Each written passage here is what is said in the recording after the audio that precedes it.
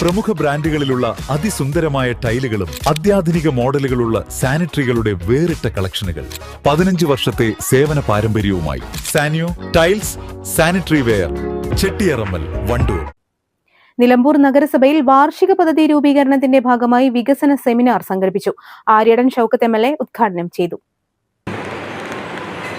പക്ഷേ നിർഭാഗ്യവശാൽ പിന്നീട് തദ്ദേശ സ്വയംഭരണ സ്ഥാപനങ്ങൾക്ക് കിട്ടിയ അധികാരം പോലും തിരിച്ചു പിടിക്കുന്ന അവസ്ഥാവിശേഷമാണ് നമ്മൾ കണ്ടത്.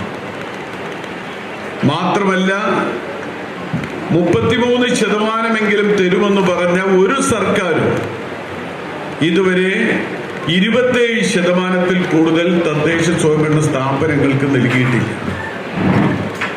ഇനി തരുന്ന 27% തന്നെ ബാബു വർഗീസ് പറഞ്ഞു, സ്റ്റാറ്റ്യൂട്ടറി ആയിട്ട് നിങ്ങൾ നിർബന്ധമായും വെക്കേണ്ട കുറെ കാര്യങ്ങൾ നിജപ്പെടുത്തിക്കൊണ്ടാണ് നമുക്ക് ഈ പൈസ തരുന്നത്. 27%.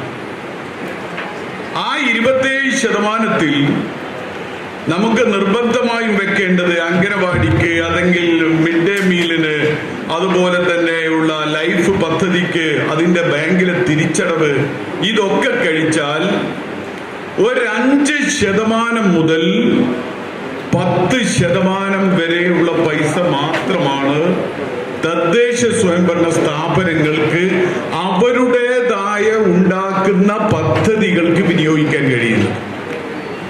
ഇതാണ് യാഥാർത്ഥ്യം. പക്ഷെ ആവശ്യങ്ങളൊക്കെ നടപ്പാക്കേണ്ടത് ആരാ? തദ്ദേശ സ്വയംഭരണ സ്ഥാപനങ്ങൾ. നമ്മൾ വർക്കിംഗ് ഗ്രൂപ്പ് വിളിച്ചുകൂട്ടി, വർക്കിംഗ് ഗ്രൂപ്പ് വലിയ ചർച്ചകൾ നടത്തി. ഇന്ന് നമ്മുടെ പ്രധാന ആവശ്യങ്ങൾ താഴെത്തട്ടിലുള്ള വലിയ ചർച്ചകൾ താഴെത്തട്ടിൽ നടക്കുകയാണ്.